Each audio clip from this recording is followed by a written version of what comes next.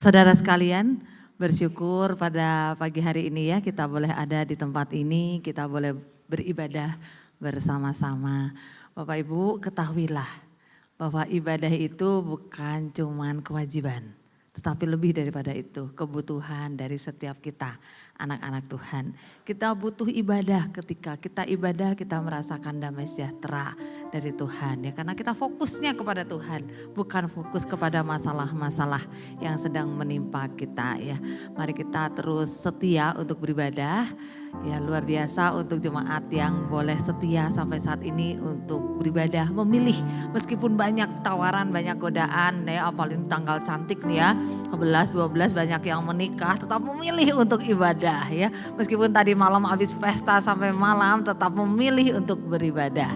Kiranya Tuhan memberkati Bapak Ibu. Silakan berdiri, kita akan bersama-sama di kesempatan pagi hari ini boleh menyapa saudara seiman kita. Kita lihat kanan kiri kita sapa mereka.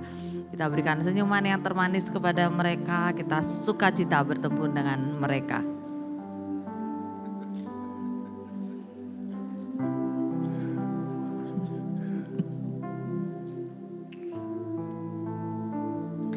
Bapak Ibu tetap berdiri, kita akan bersama-sama menenangkan hati dan diri kita. Kita akan menyiapkan hati kita untuk beribadah kepada Tuhan.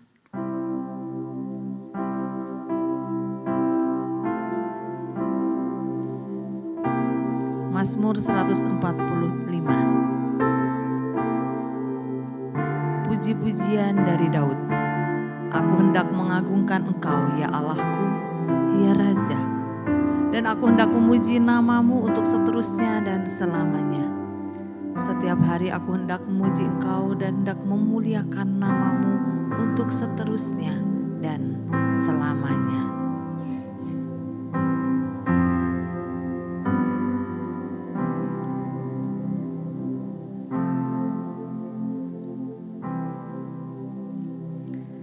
Pertolongan kita adalah dalam nama Tuhan yang menjadikan langit dan bumi, yang memelihara kesetiaannya sampai selama-lamanya dan tidak pernah meninggalkan perbuatan tangannya. Tuhan, kami bersyukur untuk Tuhan yang selalu ada bersama dengan kami. Terima kasih ya Tuhan, Kau menyatakan banyak hal yang seringkali membuat kami tercengang akan keajaiban-Mu, akan kebaikan-Mu. Karena itu kami bersyukur Tuhan. Tuhan, pada pagi hari ini sebelum kami melanjutkan ibadah, kami mau mengaku segala dosa, pelanggaran yang seringkali kami lakukan di dalam kehidupan kami. Ampuni kami ya Tuhan, kalau perkataan kami seringkali menyakiti hati sesama kami, terutama menyakiti hati-Mu. Ampunilah kami Tuhan kalau perbuatan kami juga menjadi batu sandungan bagi orang lain dan itu juga menyakiti hati-Mu.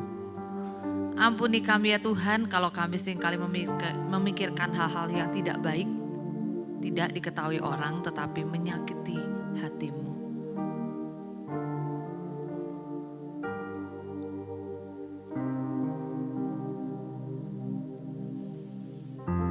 Ampunilah kami ya Tuhan. Kami yakin, kami percaya Engkau mendengarkan pengakuan dosa kami.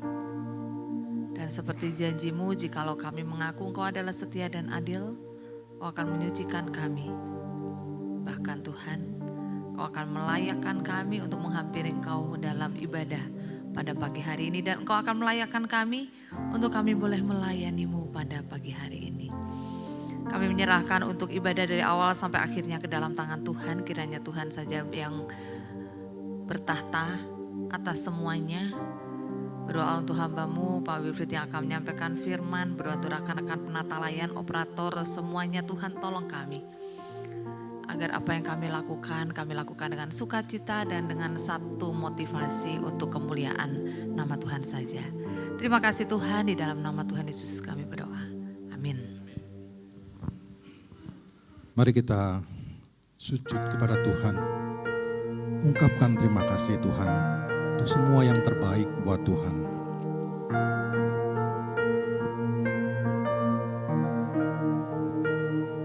Si Tuhan sungguh mulia, tulus dan sempurna mengasihiku. Pengorbanan di Kalvari, sungguh berharga, kau tebus dosaku. Terpujilah Tuhan Yesus, ditinggikan di atas pujian.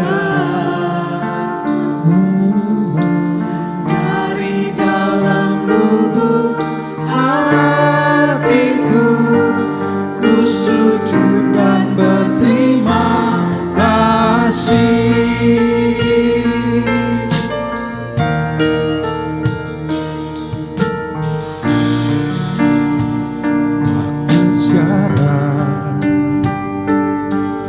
Seperti cinta yang ada di dunia, selalu memberi lebih dari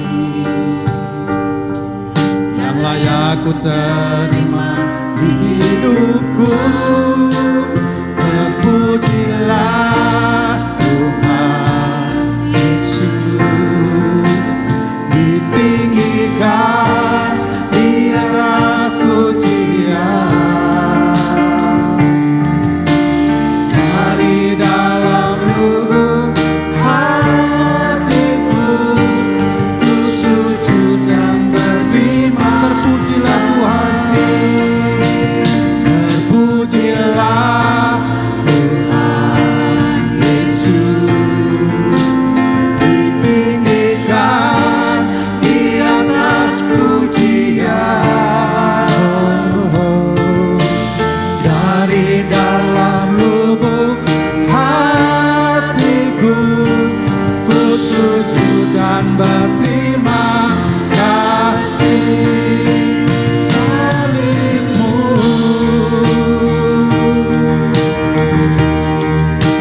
kemenanganku, bilurmu Tuhan, bilurmu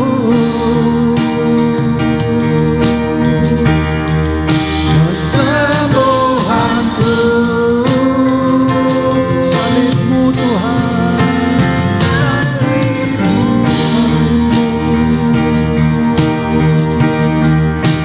kemenanganku,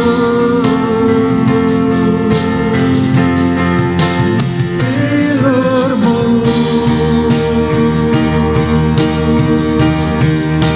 kesembuhanku.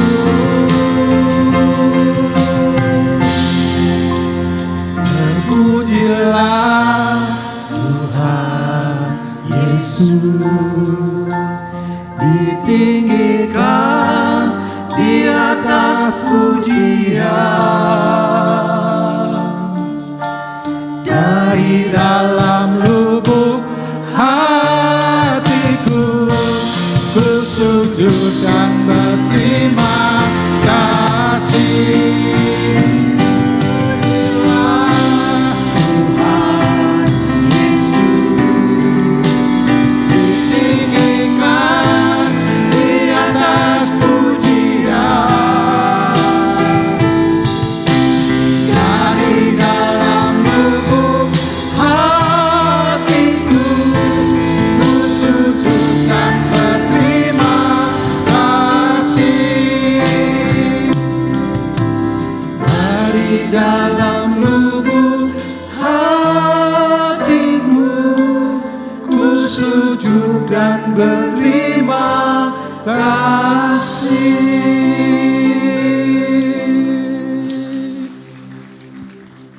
Sebab Tuhan kita, Tuhan yang maha besar, Dia layak ditinggikan.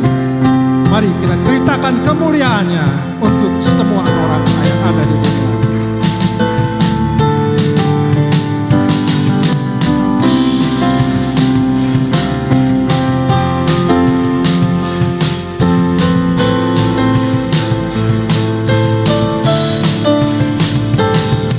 Tuhan maha besar, Dia dari segala Allah. Sebab Tuhan Maha Besar dan sangat terpuji, kuasanya dahsyat menghancurkan musuh. Ceritakanlah kemuliaannya semua bangsa di dunia. Ceritakanlah kemuliaannya di antara segala bangsa, dan perbuatannya yang sungguh ajaib di antara suku bangsa. Ceritakan kemuliaannya. Ceritakanlah kemuliaannya di antara segala bangsa, dan perbuatannya yang sungguh ajaib di antara suku bangsa. Tuhan Maha Besar, Tuhan Maha Besar dan sangat terpuji, Dia lebih dahsyat dari segala Allah. Sebab Tuhan Maha Besar dan sangat terpuji, kuasanya dahsyat menghancurkan musuh. Sebab Tuhan Maha Besar dan sangat terpuji, Dia lebih dahsyat dari segala Allah.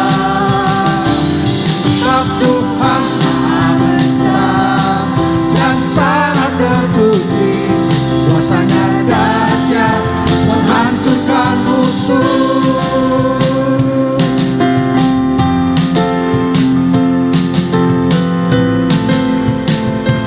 Marilah ceritakanlah kemuliaannya.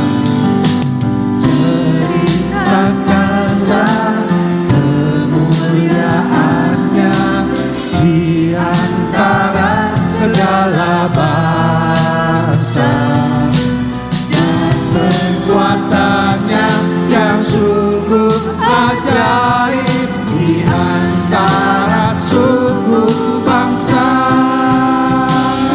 Sebab Tuhan Maha Besar dan sangat terpuji, Dia lebih dahsyat dari segala Allah.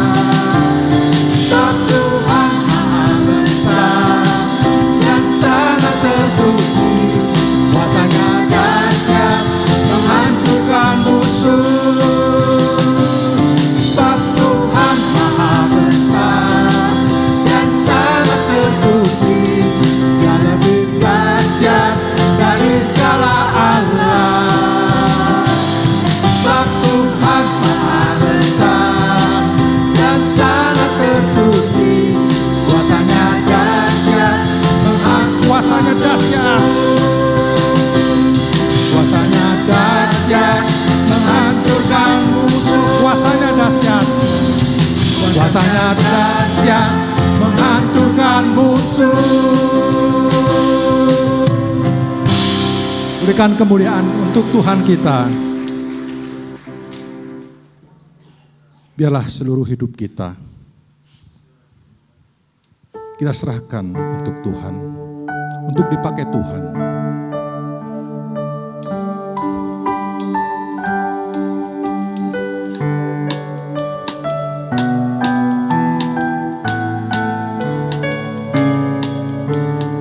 Hidup bagimu, serahkan diriku, seluruh hidupku terkenakanmu, dan ku mau setia turut kehendakmu, memikul salib ikut Tuhanku. Oh Yesusku, Tuhanku, ku serahkan diriku, kau rela disalibkan untuk menebusku, dan engkaulah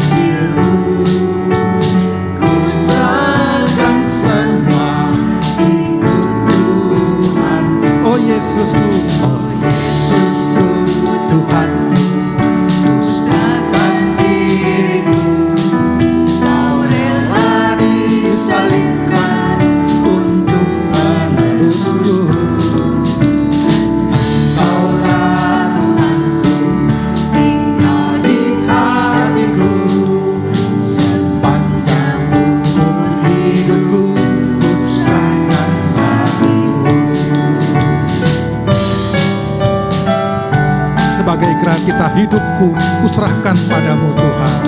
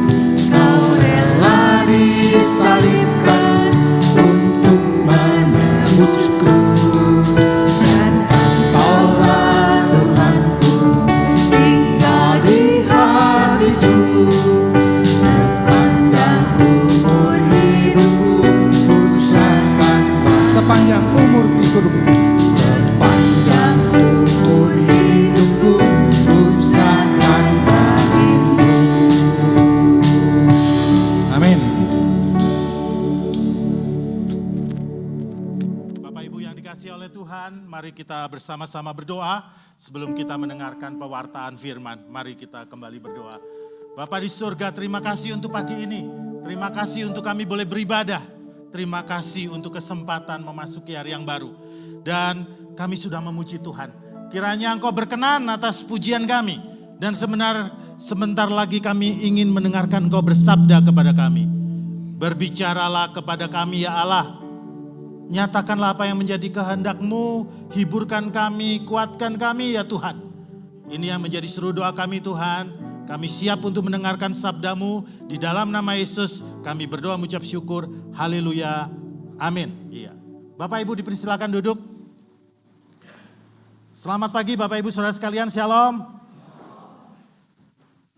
Bapak Ibu saudara sekalian yang dikasihi oleh Tuhan, izinkan saya menyampaikan sesuatu, mengingatkan lagi ya. Bapak Ibu diharap tidak datang terlambat, datang ke gereja ya. Usahakan datang tepat waktu atau sebelumnya supaya kita punya waktu untuk berdiam diri, mempersiapkan hati kita beribadah kepada Tuhan. Saya adalah pembina senior people, pembina lansia. Jadi saya mengingatkan kepada om tante yang saya kasihi, opa oma begitu ya. Jadi ketika sudah ada countdown itu artinya hitungan mundur. Begitu, 10 menit diharapkan tante semuanya boleh tenang ya, boleh berdiam diri, begitu. Karena kadang-kadang kalau kita lansia itu ngomong harus kenceng, begitu ya. Nah itu akan mengganggu yang lain ya.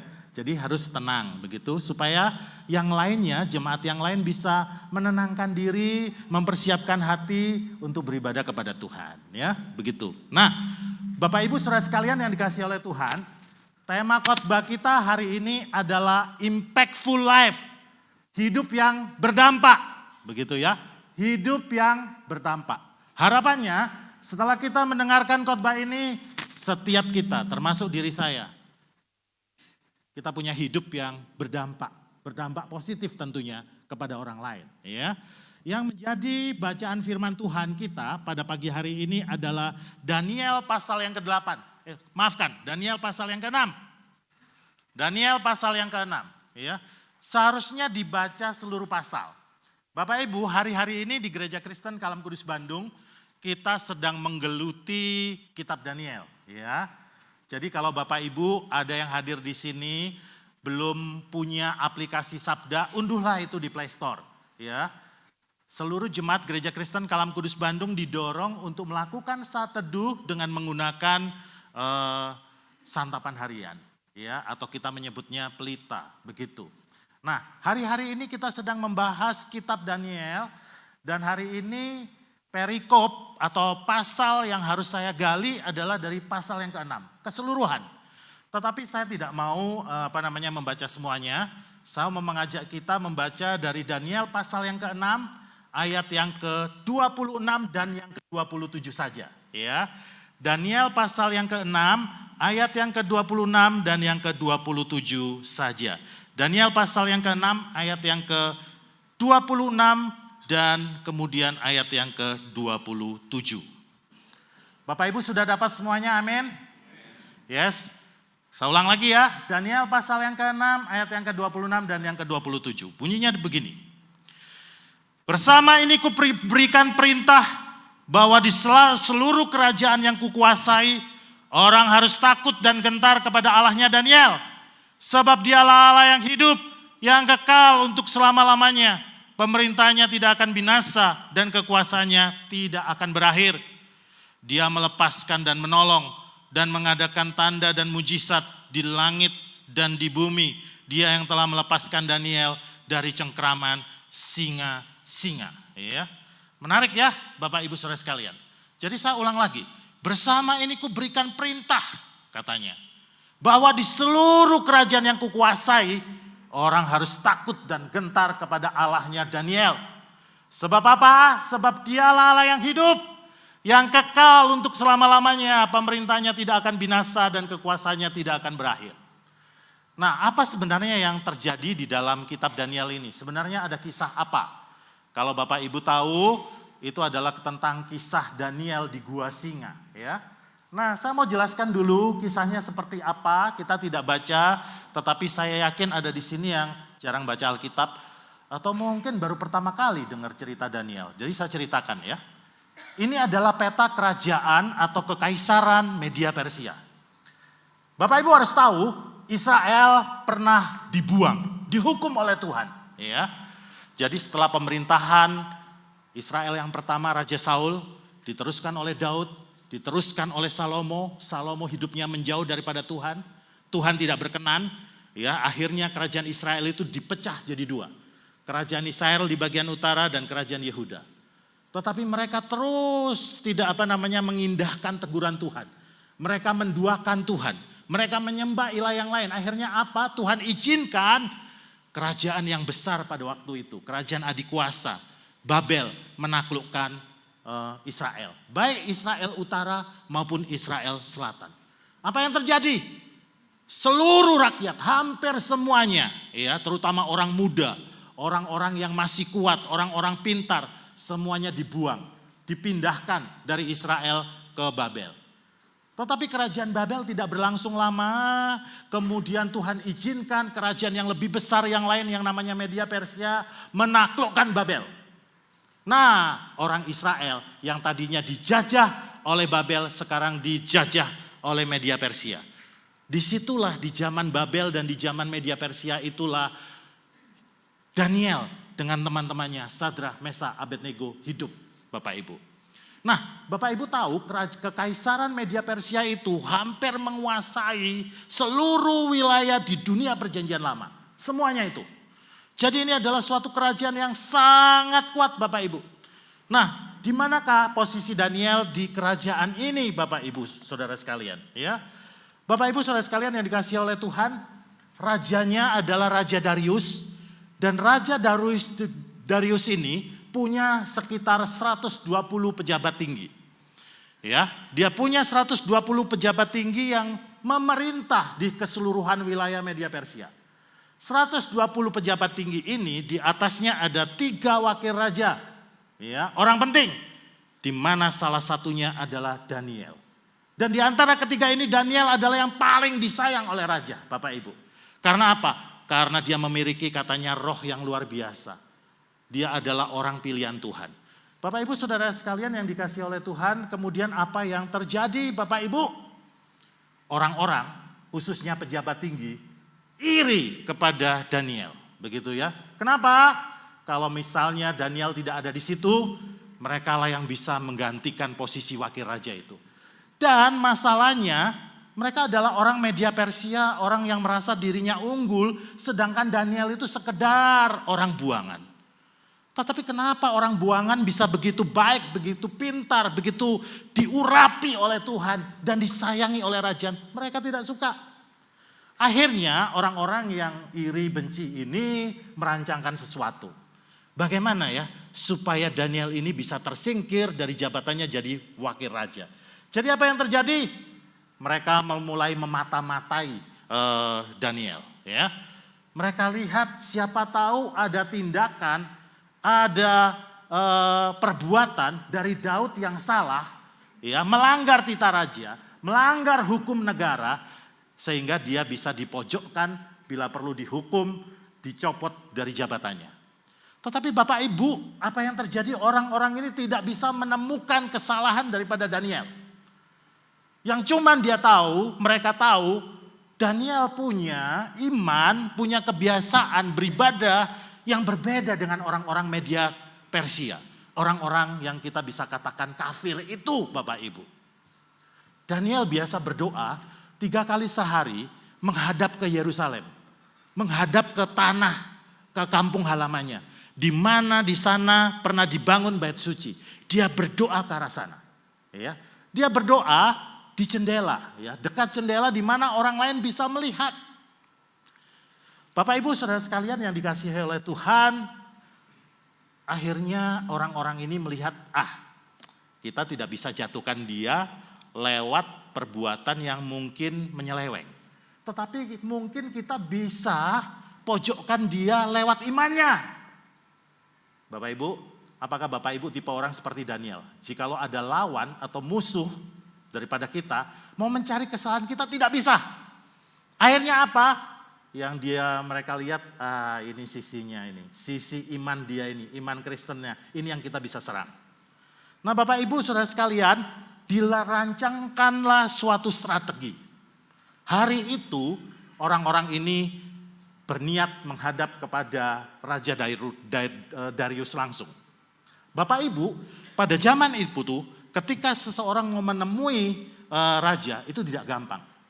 Bukan inisiatif mereka seharusnya, tetapi inisiatif dari atas. Jadi kalau misalnya saya ini pejabat negara, ingin bertemu dengan raja, itu nyaris mustahil. Kenapa?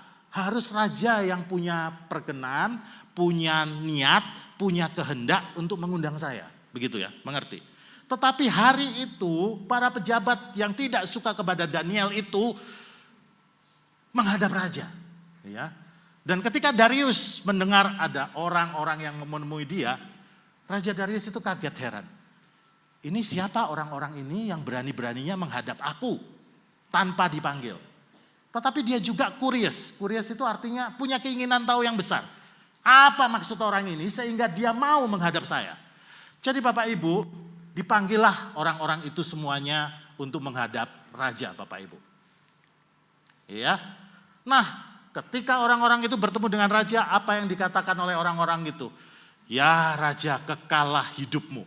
Katanya begitu ya. Long life forever. Kekalah hidupmu. Nah raja, kami semua petinggi pejabat kerajaan di negeri ini sudah bersepakat. Bersepakat apa? Bersepakat bahwa raja adalah figur sentral di negara ini. Di kekaisaran ini, di kerajaan ini. Berarti semua orang harus menyembah kepada raja.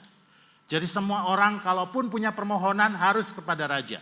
Bagaimana kalau raja bikin saja titah atau surat perintah bahwa selama 30 hari ke depan tidak boleh ada orang yang mengajukan permohonan kepada Allah-Allah yang lain, kepada siapapun itu kecuali hanya kepada raja. Bapak Ibu, ketika Raja Darius mendengarkan hal itu, hatinya menjadi sedikit tersanjung. Wih, sampai sebegitunya ya orang-orang ini berpikir tentang aku. Berarti dia ini sudah dianggap sebagai ilah, sebagai Tuhan, sebagai dewa Bapak Ibu. Wah, Raja Darius waktu itu mabuk kepayang. Waduh, saya ini termasuk orang penting begitu ya. Dan akhirnya tanpa pikir panjang dia menyetujui pengajuan yang dilakukan oleh orang-orang yang benci atau cemburu atau iri kepada Daniel itu. Nah Bapak Ibu, ketika perintah itu dikeluarkan, sampailah juga berita itu kepada Daniel. Dan Daniel berpikir, wah ini pasti ada orang yang merancangkan hal yang jahat kepada saya. Karena apa? Karena dia tahu titah itu dibuat, perintah itu dibuat, pasti mengacu kepada seseorang, kepada sesuatu hal. Dan siapa lagi kalau bukan dia?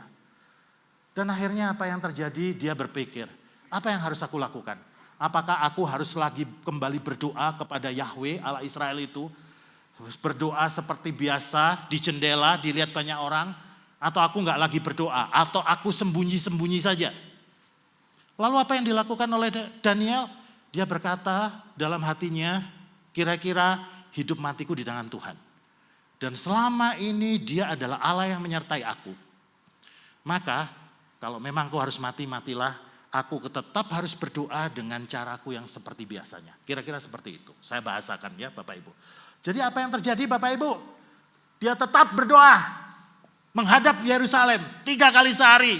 Begitu ya, di jendela, di tingkap-tingkap langit yang terbuka begitu. Dan otomatis lawan politiknya, orang-orang yang cemburu, orang-orang yang iri itu melihat hal itu. Strategi kita berhasil. Maka kita harus lapor kepada Raja Darius. Raja, bukankah kita sudah membuat kesepakatan? Bukankah engkau sudah membuat surat perintah? Bukankah engkau sudah membuat larangan bahwa 30 hari ke depan siapapun itu, mau dia pejabat, mau dia wakil raja, maupun dia budak, karyawan, bisnismen, bisniswoman, semuanya hanya boleh beribadah memohon kepada engkau, bukan kepada ilah yang lain. Tetapi masalahnya salah satu wakil rajamu itu namanya Daniel. Dia memohon kepada ilah yang lain bukan kepadamu. Berarti dia harus dihukum. Dan saya lupa katakan bahwa di dalam surat perintah itu hukumannya juga sudah ditetapkan. Yaitu apa? Barang siapa yang melanggar, mereka ini harus dilempar ke lubang singa. Ke sarang singa. Jadi hai rajaku, Daniel harus dilempar ke lubang singa. Wah, ketika raja tahu hal ini, dia rupanya jadi tahu. Dia yang sangat sayang kepada Daniel, jadi mengerti, paham taktik, strategi yang dilakukan oleh lawan politik Daniel.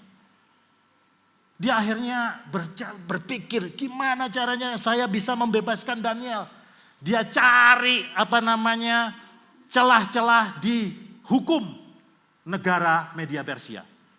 Tetapi orang-orang lawan politik dari Daniel ini mengingatkan raja, maaf.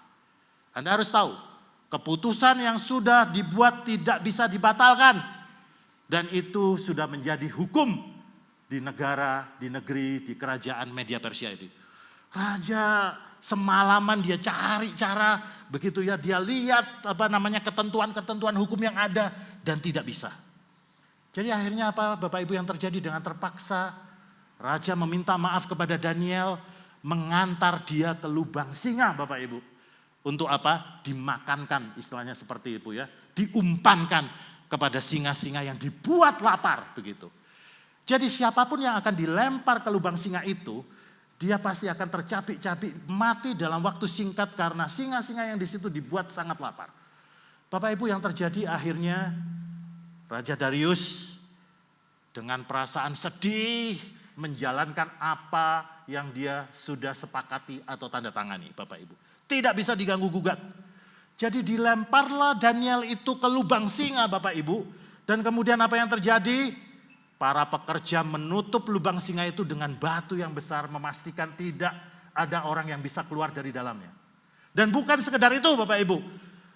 Supaya batu itu tidak digeser-geser lagi pada waktu yang lain, maka raja harus memberikan meterai. Siapapun yang membuka batu itu, orang itu pun akan terkena hukuman Bapak Ibu. Dan Raja Darius memberikan stempel, segel kepada batu itu. Dia pulang dengan kondisi yang sedih. Kenapa aku bisa diperdaya oleh orang-orang ini? Orang-orang yang sebenarnya tidak suka kepada Daniel. Daniel sudah melakukan banyak hal yang baik buat negara ini. Bapak Ibu, semalaman dia tidak bisa tidur. Ya. Apakah Daniel masih hidup? Daniel yang luar biasa itu, orang pilihan Tuhan. Jadi Bapak Ibu ketika pagi-pagi sekali dia mengenakan bajunya, dia bergegas pergi ke lubang singa itu untuk melihat bagaimana kondisi Daniel. Dari atas ketika lubang itu dibuka, dia berkata seperti gini, "Hai Daniel, hamba Allah yang hidup. Apakah Allah yang engkau biasa sembah itu menyelamatkan engkau dari terkaman atau cabikan singa-singa lapar itu?" Terdengar suara dari bawah Bapak Ibu. "Kekalah hidup Tuanku.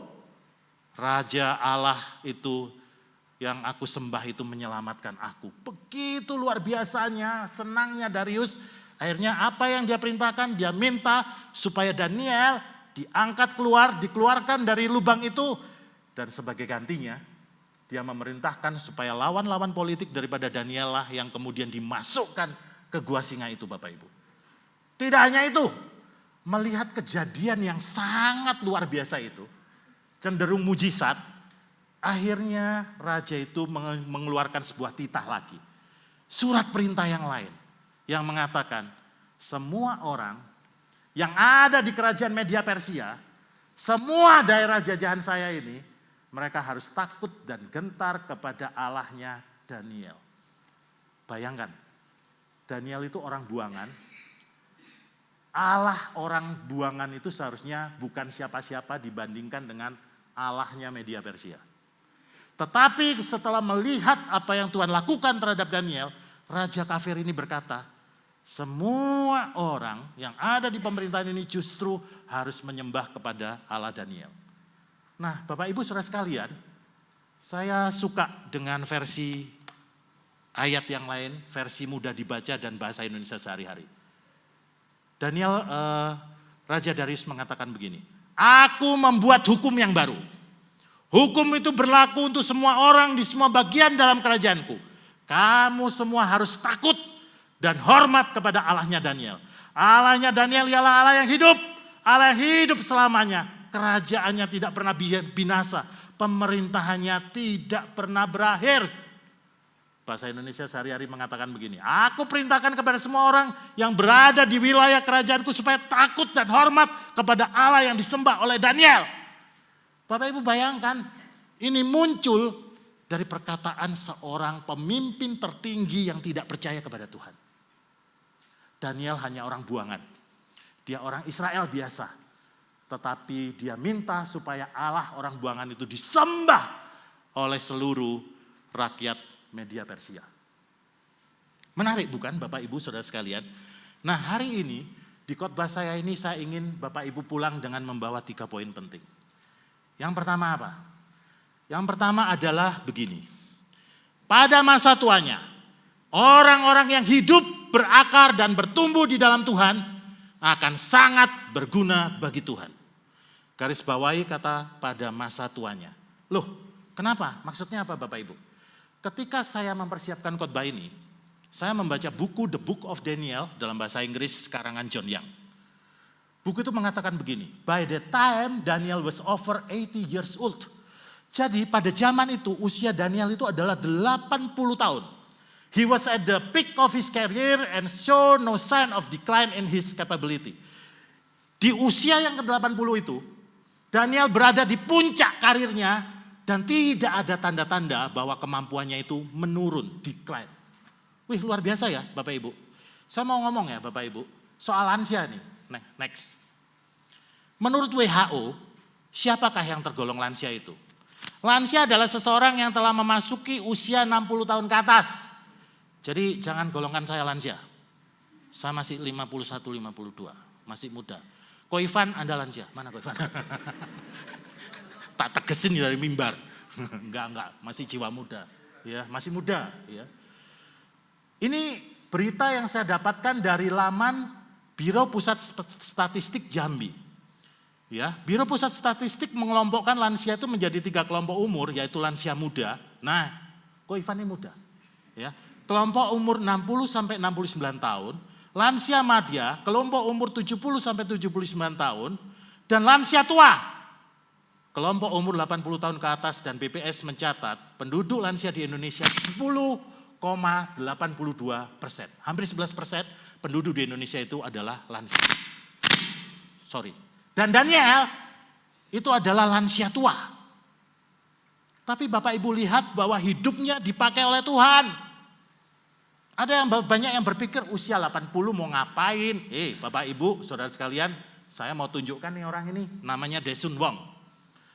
Dia adalah model laki-laki tertua dan kakek, the hot grandpa in the world. Ya. Pria berusia 80 tahun itu mungkin menjadi laki-laki tertua dan pastinya menjadi kakek terpanas. Dia pertama kali menjadi sorotan publik ketika berpartisipasi dalam sebuah acara menjadi model catwalk. Ketika itu dia berusia 79 tahun. Tetapi tubuhnya terlihat lebih muda dari model-model laki-laki lainnya yang lebih muda. Nah, kayak badannya Ko Ivan. Ya. Muda. Karena apa? Di usia 50 tahun, ketika orang lain seperti saya cenderung bersantai di depan TV, makan keripik, begitu ya, dia nge-gym, Bapak Ibu. Jadi kita harus nge-gym, Ko Ivan. Supaya siapa tahu kita jadi model di umur 80. Memang umur 80 itu cuman itu aja. Kenal sama Bapak ini? Mahathir Muhammad, Bapak Ibu, dia disebut sebagai Perdana Menteri tertua di dunia. Dia dipilih kembali menjadi Perdana Menteri di Malaysia pada bulan Mei tahun 2018 di usia berapa Bapak Ibu? 92 tahun. Jadi lebih tua dong daripada Daniel. Jadi artinya saya itu senang jadi pembina lansia. Bukan berarti lansia itu ada yang ngomong jangan sebut lansia lah. Lansia itu singkatan dari terlantar dan sia-sia. Jadi lansia itu harus kita ganti jadi usinda. Seperti istilah di Kopo Permai, usia indah. Tidak, lansia tidak, bukannya terlantar dan sia-sia. Mazmur 92 ayat 13-15 berkata begini. Orang benar akan bertunas seperti pohon korma, akan tumbuh subur seperti pohon aras di Lebanon. Mereka yang ditanam di bait Tuhan akan bertunas di peladaran Allah kita. Pada masa tua pun mereka masih berbuah menjadi gemuk dan segar. Pada masa tua pun mereka itu masih berbuah. Jadi yuk ai kita gemukkan badan kita. Enggak gitu ya. Artinya enggak krempeng, kurus-kurus, kurang makan. Semuanya yang di dalam Tuhan itu, orang benar itu akan bertunas seperti pohon korma. Masih tetap bisa kuat melayani, sehat. Begitu ya Bapak Ibu ya. Itu yang pertama. Yang kedua yang saya pelajari adalah doa bukanlah kewajiban atau keharusan. Tetapi doa adalah sebuah kebutuhan yang dimiliki oleh setiap orang percaya. Bapak Ibu lihat ya, di dalam Daniel 6 ayat yang ke-10. Coba Bapak Ibu, Daniel 6 ayat yang ke-10 tercatat apa? Ya. Demi didengar Daniel bahwa surat perintah itu telah dibuat, pergilah ia ke rumahnya. Dalam kamar atasnya ada tingkap-tingkap yang terbuka ke arah Yerusalem. 3 kali sehari ia berlutut, berdoa, serta memuji Allahnya seperti yang biasa dilakukannya. Jadi dia itu berdoa serta memuji Allahnya, dalam bahasa Inggrisnya itu adalah pray and give thanks. Berdoa dan mengucap syukur 3 kali sehari. Nah, Mazmur Mazmur pasal yang ke-55 ayat yang ke-17. Coba buka. Di sana ada penjelasan bahwa memang itulah yang dilakukan oleh Daniel, Bapak Ibu, ya. Mazmur 55 ayat yang ke-17. Ya. Ini ada penjabaran dari Mazmur bahwa pada saat itu orang Kristen biasa berdoa 3 kali sehari. Lihat ya, Mazmur 55 ayat yang ke-17. Di waktu petang, pagi, dan tengah hari, aku cemas dan menangis dan ia mendengar suaraku. Jadi orang Israel kuno itu sudah biasa berdoa 3 kali sehari dan itu yang dilakukan oleh siapa? Oleh Daniel Bapak Ibu. Nah Daniel pasal 6 ayat yang ke-8 mencatat sesuatu yang menarik. Ya, coba lihat ya. Daniel 6 ayat 8. Perwakilan dari orang-orang yang iri kepada Daniel itu bilang begini kepada Darius. Semua pejabat tinggi kerajaan ini, semua penguasa dan wakil raja, para menteri dan bupati telah mufakat supaya dikeluarkan kiranya suatu penetapan raja dan ditetapkan suatu larangan agar barang siapa yang dalam 30 hari menyampaikan permohonan kepada salah satu dewa atau manusia kecuali kepada Tuanku, ya raja, maka ia akan dilemparkan ke gua singa. Ini perwakilan dari orang-orang yang benci, iri kepada Daniel bilang begini, semua. Nah menurut Bapak Ibu, kata semua ini benar atau tidak? Apakah termasuk Daniel di situ? Tidak. Saya membaca buku Warren Wiersbe, begitu ya, di persiapan saya. Warren Wiersbe berkata begini, para pejabat itu berdusta ketika menyebut kata semua. Kata perkataan itu membuat raja mengira Daniel juga sepakat dengan mereka. Enggak, Daniel tidak dilibatkan dalam permufakatan itu. Namun tidak ada hukuman atau ancaman apapun yang dapat menjauhkan Daniel dari waktu doanya.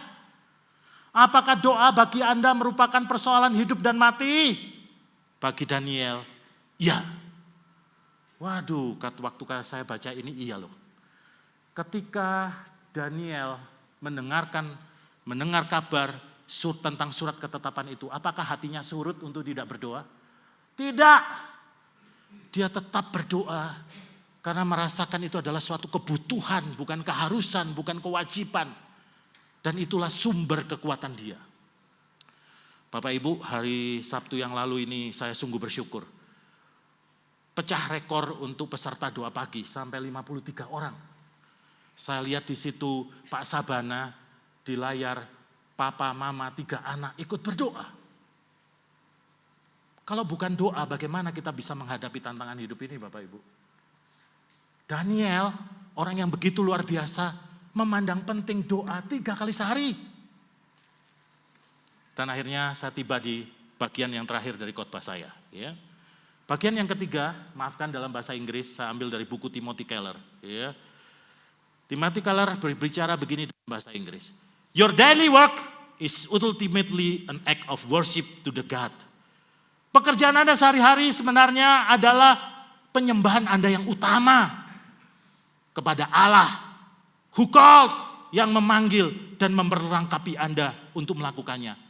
No matter what kind of work it is. Tidak peduli pekerjaan apapun itu. Luar biasa ya. Timothy Keller ngomong begini. Anda, Dr. Billy, pekerjaan Anda sebagai dokter adalah penyembahan Anda yang paling utama kepada Allah. Karena Allah sudah memperlengkapi Anda menjadi dokter. Ada yang di sini jadi tukang sapu. Kata-kata ini pun juga berlaku buat Anda, Bapak Ibu. Saya membaca satu buku, Daniel tetap saleh di tengah sekularitas karangan Douglas Connolly. Dia mengatakan begini, sebuah pertanyaan penting yang bisa jadi pernah, sedang, atau akan Bapak Ibu alami.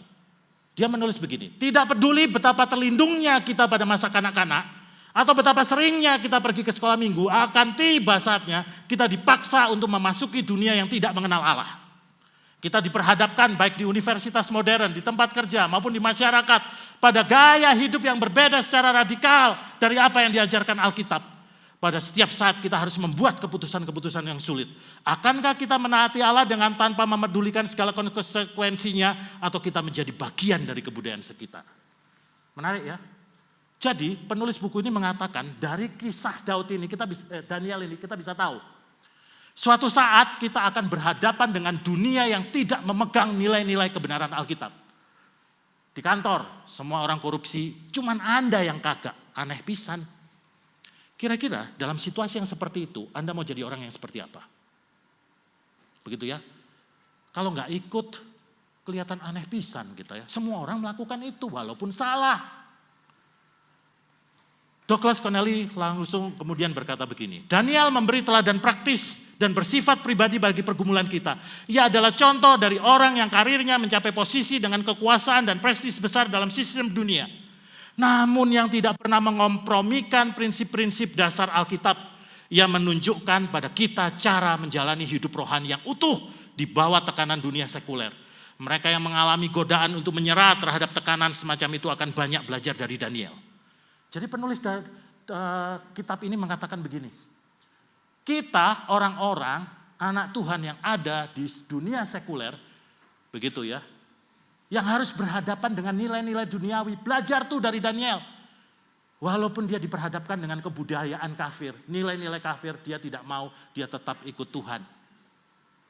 Bapak Ibu Saudara sekalian, saya mau memperkenalkan Anda dengan istilah marketplace.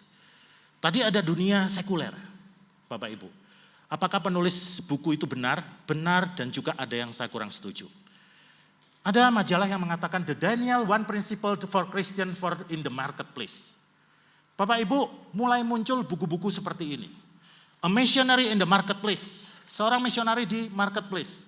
Marketplace missionaries, missionary marketplace. Bapak Ibu Saudara sekalian, saya mau menceritakan pergumulan saya. Hari itu adalah HUT saat yang ke-70. Saya lagi males mau pergi ke saat. Karena saya sedang cuti dulu. Saya melanjutkan ke STTB karena studi di saat begitu berat. Saya sedang ingin mengikuti acara yang lain. Tetapi waktu itu BPH majelis termasuk Cik Susan ingin supaya saya tetap pergi ke saat. Karena itu HUT saat yang ke-70 masakan gembala sidang dari TKI tidak hadir. Jadi saya lah datang dengan enggan pergi ke HUT saat yang ke-70 itu. Lalu di sana saya harus memilih, ada kapital selekta. Jadi ada seminar-seminar dalam kelompok kecil Bapak Ibu. Saya suruh milih. Saya akhirnya milihlah ini, modal misi dan pelayanan di marketplace dasar firman Tuhan, pembicaranya Ibu Ati. Saya memilih ini hanya karena Ibu Ati pernah mengajar saya secara langsung dan dia kasih nilai cukup baik buat saya. Jadi bukan karena yang lain-lain.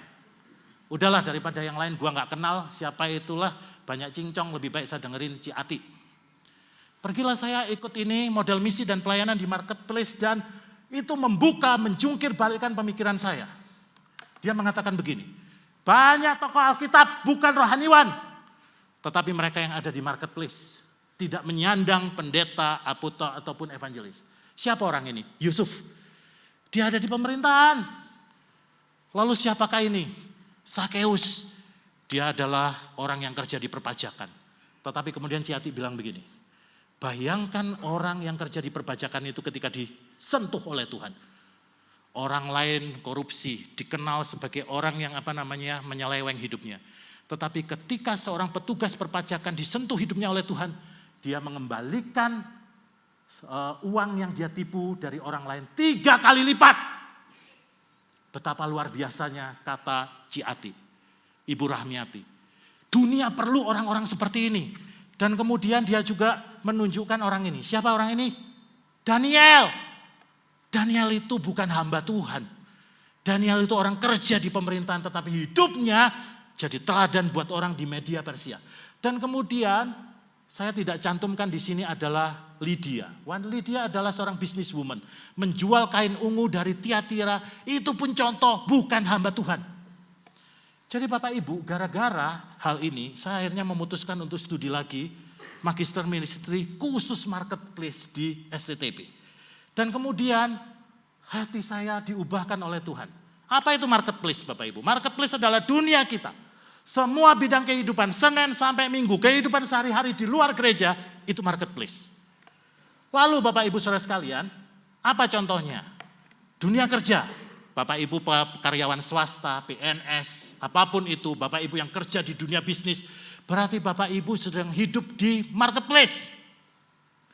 Nah masalahnya Bapak Ibu Saudara sekalian, gereja punya sejarah yang salah berkenaan dengan marketplace ini. Bapak-bapak gereja misalnya Saint Jerome atau Agustinus pernah berpikir hal buruk tentang bisnis. Dia ngomong begini, Saint Jerome, a merchant can seldom if ever please God. Seorang pedagang itu gak pernah menyenangkan hati Tuhan. Karena apa? Kadang-kadang licik pedagang itu. Agustinus bahkan berkata begini, business is in itself evil. Bisnis itu, di dalam bisnis itu ada iblisnya.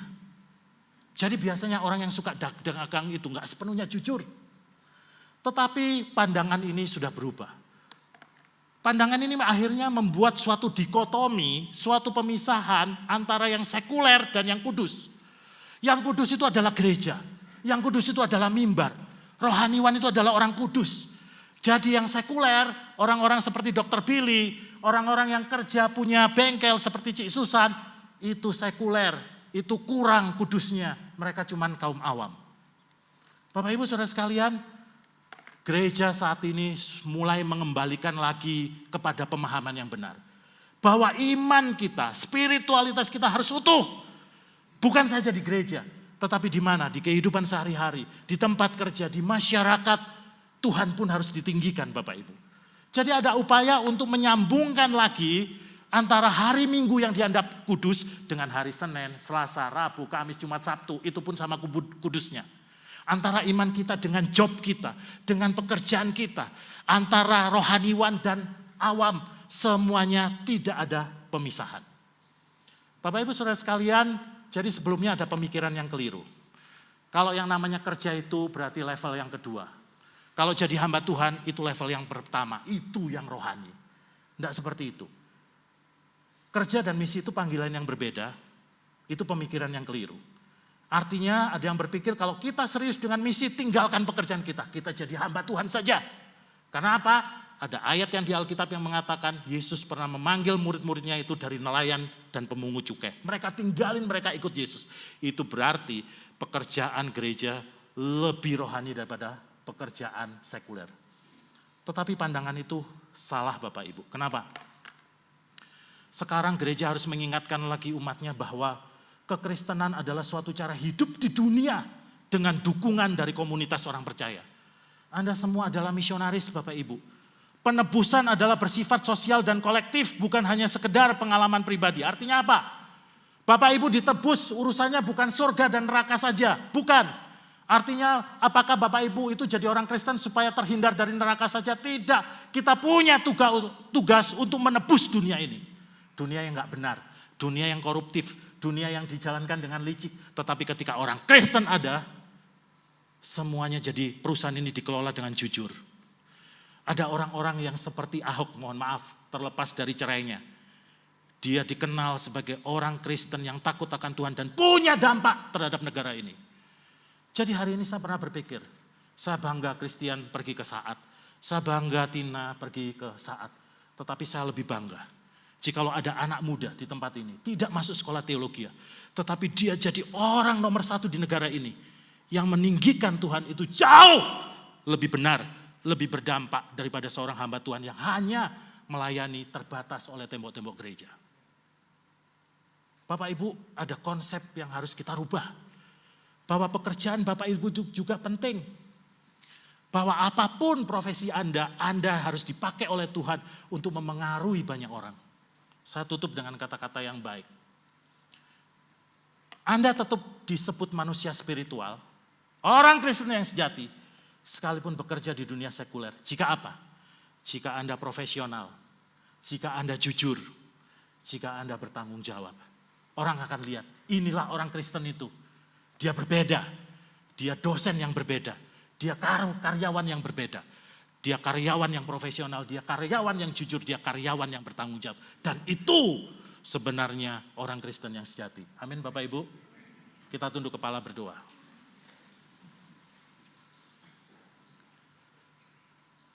Bapa yang di surga, ingatkan kami yang hadir pada ibadah pada pagi hari ini.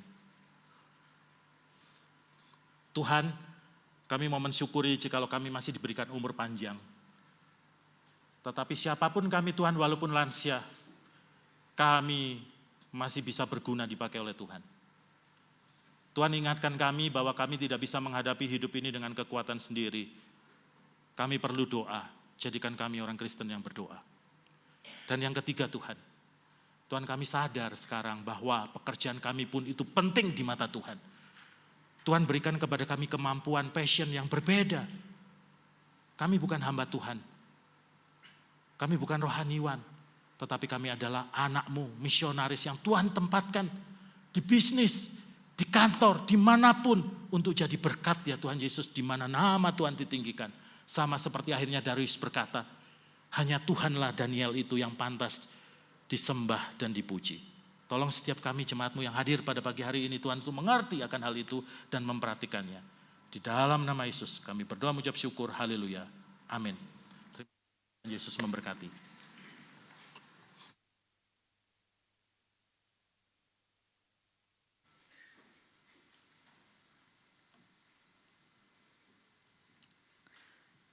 Bapak Ibu dipersilakan untuk berdiri. Bersama dengan orang percaya di sepanjang abad dan tempat kita akan mengikrarkan pengakuan iman kita. Pengakuan iman rasuli.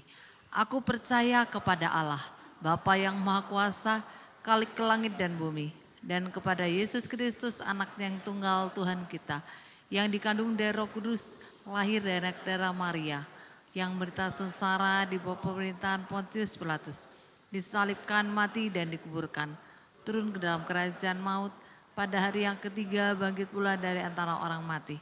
Naik ke surga, duduk di sebelah kanan Allah, Bapa yang Maha Kuasa. Dan dari sana ia akan datang untuk menghakimi orang yang hidup dan yang mati. Aku percaya kepada Roh Kudus, gereja yang kudus dan am, persekutuan orang kudus, pengampunan dosa, kebangkitan tubuh dan hidup yang kekal. Amin. Mari kita berdoa. Tuhan Bapa kami yang baik, kami bersyukur karena Engkau terus memelihara kami dan Engkau terus memelihara gerejamu Kalam Kudus TKI sampai dengan saat ini. Tuhan kami berdoa menyerahkan padamu untuk setiap kami jemaatmu, biarlah kami boleh terus bertumbuh ya Tuhan melalui setiap kegiatan yang dilakukan oleh gerejamu. Dan tolong kami supaya kami juga boleh memacu diri kami supaya kami semakin dekat kepada Tuhan dan iman kerohanian kami boleh berakar kuat, bertumbuh dan bahkan berbuah. Tuhan kami berdoa menyerahkan kepadamu ya Tuhan untuk panitia Natal yang mulai mempersiapkan segala sesuatunya. Biar Tuhan berikan hikmat pada mereka, kemampuan kepada mereka, sukacita kepada mereka. Mereka boleh mengerjakan bagian mereka dengan baik sehingga ibadah dan perayaan Natal nanti boleh berjalan dengan baik. Setiap kami boleh bersama-sama mengucap syukur karena Engkau telah lahir ke dalam dunia bagi setiap kami. Tuhan kami berdoa menyerahkan padamu juga untuk generasi muda di gereja ini ya Tuhan. Dari anak-anak sampai dengan pemuda, biarlah Tuhan tolong mereka supaya mereka menjadi generasi yang baik, generasi yang takut akan Tuhan. Banyak sekali tantangan di kanan kiri, banyak sekali tantangan di sekitar ya Tuhan. Biar Tuhan tolong supaya mereka tetap kuat, mereka belum menjadi anak-anak Tuhan yang baik, bahkan mereka belum menjadi berkat bagi orang sekitarnya. Mereka mempengaruhi orang di sekitarnya sehingga orang sekitarnya boleh mengenal Tuhan lewat mereka. Tuhan kami juga bersyukur untuk kesempatan kami boleh menjadi warga negara Indonesia. Tolong kami menjadi warga negara yang baik dan kami berdoa menyerahkan untuk pemilu dan juga pemilu yang akan dilakukan tahun depan. Biar Tuhan tolong agar segala sesuatu dapat dipersiapkan dengan baik. Tuhan berikan hikmat pada aparat yang terkait. Tuhan berikan hikmat pada panitia yang terkait supaya dapat mempersiapkan segala sesuatunya sehingga pemilu boleh berjalan dengan lancar dan wakil-wakil rakyat yang dipilih nanti sesuai dengan apa yang Tuhan mau boleh memajukan Indonesia. Dan biarlah kemuliaan Tuhan boleh semakin nyata di Indonesia ini. Tuhan kami berdoa menyerahkan padamu ya Tuhan untuk setiap kami yang hadir di tempat ini. Mungkin di antara kami ada yang bergumul tentang sakit penyakit. Mungkin di antara kami ada yang bergumul tentang ekonomi. Mungkin di antara kami ada yang bergumul tentang rumah. Mungkin di antara kami ada yang bergumul tentang relasi dan sebagainya. Tuhan tolonglah kami. Kami yakin apa yang Tuhan izinkan terjadi itu ya Tuhan sekehendak daripada Tuhan. Ada maksud Tuhan yang indah bagi setiap kami. Tolong kami punya iman yang cukup untuk itu dan punya iman yang besar bahwa percaya bahwa Tuhan akan menolong kami keluar dari segala permasalahan itu dan kami akan berkemenangan. Karena Tuhan adalah Tuhan yang hebat. Tuhan adalah Tuhan yang berkuasa atas segalanya. Terima kasih ya Tuhan, terima kasih. Kami berdoa menyerahkan padamu ya Tuhan. Akhirnya untuk gerejamu ini lagi ya Tuhan. Tuhan tolong supaya gerejamu ini semakin berakar kuat. Dan kami berdoa menyerahkan padamu Tuhan hamba-hambamu, majelis maupun pengurus aktivis. Biar Tuhan tolong kami sehati untuk boleh bersama-sama memajukan gerejamu ini untuk kemuliaan nama Tuhan. Inilah doa kami ya Tuhan. Kami percaya Tuhan mendengarkan seluruh doa kami. Di dalam nama Tuhan Yesus kami berdoa. Amin. Kemuliaan bagi Allah, doa berkat oleh penginjil.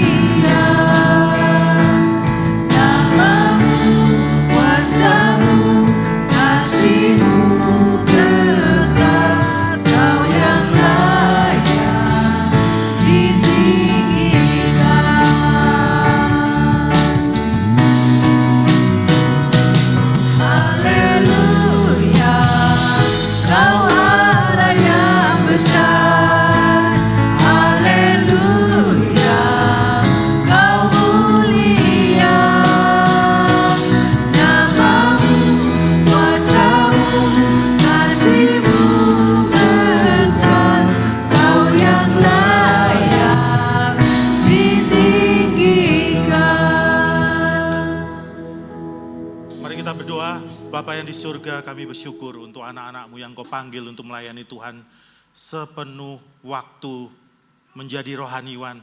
Kami bersyukur untuk Inoke yang Kau panggil untuk studi di saat dan selesai menjadi hamba-Mu. Tetapi itu bukan berarti bahwa profesi-profesi yang lain ya Tuhan lebih rendah. Tidak Tuhan, Engkau ciptakan kami berbeda dengan passion, kemampuan kami dan itu sama kudusnya. Kami justru melewatkan lebih banyak waktu di luar gereja daripada di gereja. Dan itu adalah tempat di mana Tuhan pun harus dimuliakan. Biarlah setiap kami dengan apapun profesi kami, pekerjaan kami, hidup kami berdampak kepada orang lain. Dan akhirnya jemaat yang dikasihi oleh Tuhan, mari kita mengarahkan hati kepada Tuhan dan menerima berkat-Nya. Kiranya perkenan daripada Allah Bapa, kasih yang sempurna daripada Yesus Kristus, penghiburan penyertaan daripada Allah Roh Kudus, menyertai segenap kita yang mengikuti kebaktian umum yang pertama ini. Mulai dari saat ini sampai Maranatha Kristus datang kembali. Amin.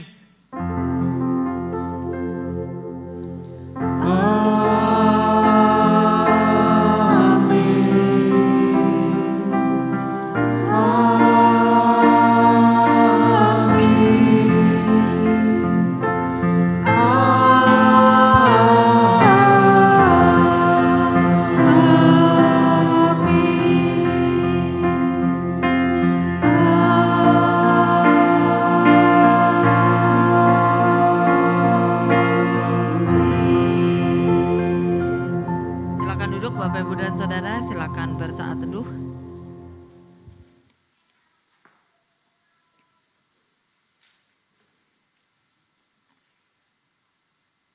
Ya, ada beberapa pengumuman sebelum kita bersama-sama meninggalkan tempat ini. Bapak Ibu, yang pertama ada pemeriksaan kesehatan rutin ya, selama setiap bulan selama minggu kedua kan selalu ada ya. Pemeriksaan kesehatan rutin, kesehatan badan maupun kesehatan gigi. Jadi silakan digunakan kesempatan ini, ada lab Prahita juga. Silakan Bapak Ibu menuju ruang yang di ujung ya, yang di SD. Untuk boleh memeriksakan diri. Ada juga bayarnya tuh, tapi bayarnya mah nanti ya kalau butuh pemeriksaan kolesterol secara lebih detail atau yang lebih detail-detail tuh bayar. Kalau yang simpel-simpel nggak bayar, gratis ya. Jadi silakan gunakan kesempatan tuh ke sana memeriksakan kesehatan Bapak Ibu. Kemudian Bapak Ibu ada persekutuan senior people tanggal hari Sabtu ini jam 9 pagi secara onsite. Jadi silakan yang usianya menurut Bapak Ibu usia saya sudah senior ya, silakan ya. Menurut Bapak Ibu nanti kalau saya yang bilang pikirnya saya gimana-gimana ya Bapak Ibu ya. Jadi menurut Bapak Ibu aja sadar sendiri ya, yang merasa senior silakan hadir. Boleh bersama-sama bersekutu di hari Sabtu jam 9 pagi. Kemudian Majelis Gereja Kalam Kudus TKI akan menyelenggarakan sakramen baptis, CD dan atestasi masuk minggu pertama Desember atau tanggal 3. Silakan jemaat mengambil dan mengembalikan formulir baptisan CD atestasi di kantor gereja ya. Batas akhirnya 19 November 2023 minggu depan. Kemudian Departemen Penginjilan mengucapkan terima kasih ada 20 jemaat yang partisipasi mendonorkan darah minggu lalu. Terima kasih banyak. Setetes darah Anda itu berguna bagi sesama ya, dan menyelamatkan nyawa sesama. Terima kasih ya, menggunakan aplikasi itu agak rumit ya minggu lalu, tetapi Bapak Ibu boleh setia dan tetap mendonorkan darahnya. Terima kasih. Kemudian majelis akan menyelenggarakan upacara dan penugahan dan pemberkatan nikah untuk Randy Budiana dan Livia Seti Astuti Hadiwinoto hari Sabtu tanggal 2 Desember jam 2 siang. Di gereja ini apabila ada yang keberatan yang sah dapat menuliskan surat ditujukan kepada majelis lambat-lambatnya tanggal 19 November ya, diharapkan tidak ada yang keberatan ya. Livia sama Randy ada nggak? Hah? Ada, mana? Mau berdiri? Berdiri. Oh enggak malu ya. Itu ya. Nah, kemudian yang terakhir Bapak Ibu ada pengumuman penting tentang camping pemuda dan remaja, dipersilahkan.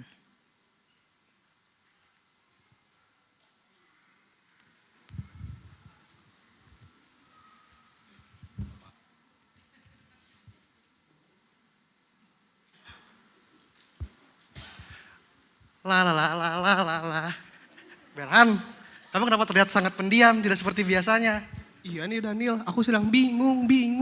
Kamu bingung? Bingung kenapa tuh? Akhir tahun ini aku kemana ya? Akhir tahun ini kamu kemana? Kamu jangan takut dan ragu seperti itu. Kita pemuda ada camping loh. Hah? Di Ada mana camping. tuh? Camping di Ranca Upas Ciwidey. Wah, tapi kan kesananya jauh Daniel. Kamu juga jangan khawatir, kita sudah ada akomodasinya. Tapi untuk tendanya gimana? Karena aku nggak punya tenda. Tendanya juga ini spesial. Kita ada sponsor dari Eiger. Jadi Wah, kamu nggak perlu Eiger. khawatir tidurnya, kedinginan, tendanya roboh, kebanjiran. Jadi kan nggak perlu takut. Iya juga. Tapi untuk makannya? Makannya juga sudah tersedia dong dengan baik. Nah, kalau dihitung-hitung kayaknya mahal banget ya. Nah, mesti kan tenda dari Eiger. Makan dapat 4 kali. Wow. Ada akomodasi, pasti biayanya mahal kan? Enggak loh, biayanya cuma 125.000 aja untuk pemuda. Sama remaja cuma 100.000 aja. Wah, murah ya. Murah sekali kan? Kayaknya aku mau ikut deh. Nah, ayo kita ikut camping. Daftarnya gimana? Daftarnya ada linknya. Kamu boleh scan dulu Berhan. Oke. Oke, udah. Oke, bohong. Wah. Gitu belum? Jangan bilang-bilang dong. Gitu, jadi kamu bisa daftar. Atau bisa hubungin itu, Wilson Brother. Iya, betul. Ada nomornya. Gitu, betul. Oke. Oke, buat teman-teman semua yang mau ikut, khususnya anak pemuda, boleh ya ikut camping akhir tahun ini, 31 Desember sampai 1 Januari 2024 di Ranca Upas Ciwidey. Gitu, acara ini kita mau bangun untuk kebersamaan kita lah, kayak gitu. Ya, acara ini disponsori oleh Papa Daniel. Enggak dong.